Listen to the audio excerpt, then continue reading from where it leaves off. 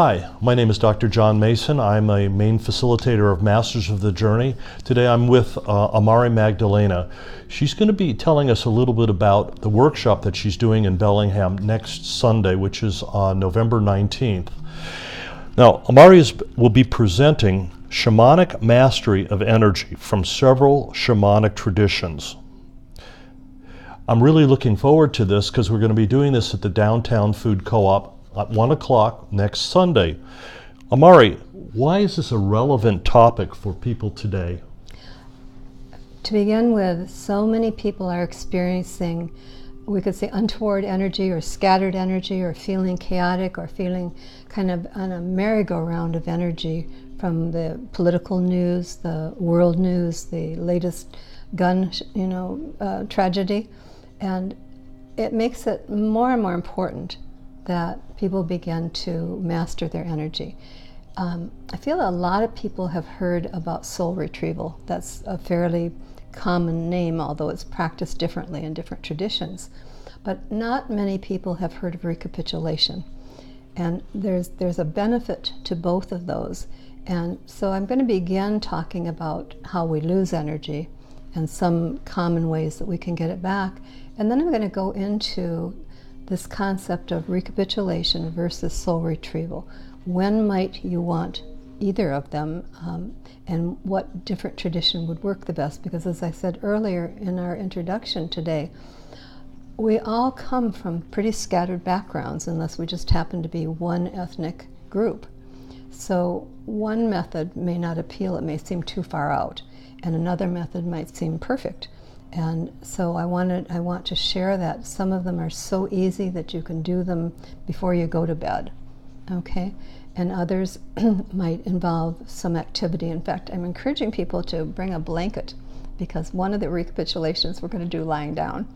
And I think I shared with you I did that a long time ago at Northern Arizona University, and they had a journalist there recording it, and all these people are laying on the floor. And so I finally made a joke, and I said, it's not Jonestown.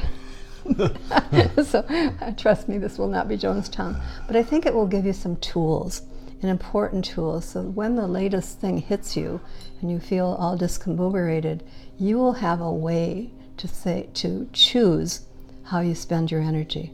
And we could say, like, if I asked you, John, what was the first time in your childhood that you remember someone's young childhood, you remember someone getting really mad and screaming at you, maybe even swearing at you? Can you remember an incident like that? There was a lot of yelling in our house. Okay, so can you remember how you felt, what emotion you had when that was coming at you? Well, I probably felt shame. Right, exactly. So that's an energy exchange. That's just an example. We have a lot of those. So one method that we'll talk about is kind of an inventory of your life, to figure out where you took on someone else's energy and gave off your energy.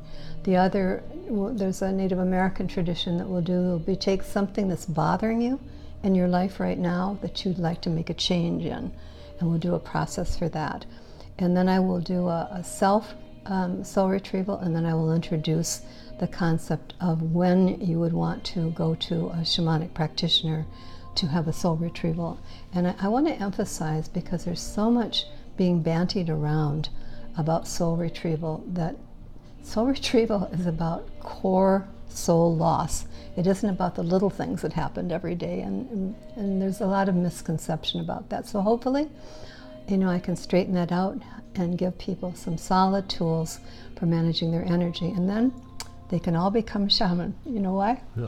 Because one of the definitions of the shaman is the ability to master energy and fire. Nice. So, would you give your website on this video? Sure. It's www.instituteforshamanicSynthesis.com. Shamanicsynthesis.com. Yes. Right, yep, that's quite Great. a mouthful. But actually, if you put my name, Amari Magdalena, in, it's probably going to come up. And my blog that I write about, not often, I write it when the spirit moves me, is Nagual Woman Blog. Yes, I'm really excited about next week because it's not going to be just theory. It's going to be exercises that are going to benefit everybody who comes. Absolutely, and I'll have a couple handouts so that people will remember, because sometimes when you're sitting and you're listening and you're taking it in, which I hope they will, you forget. And so I'll have a couple handouts for people. Oh, so next Sunday, November 19th, 1 o'clock at the downtown Bellingham Food Co-op, we'll be presenting in the Connections Room, and we're gonna turn her loose to just repair us, or at least give us the tools to repair ourselves. Thanks for your time. See you there. Right.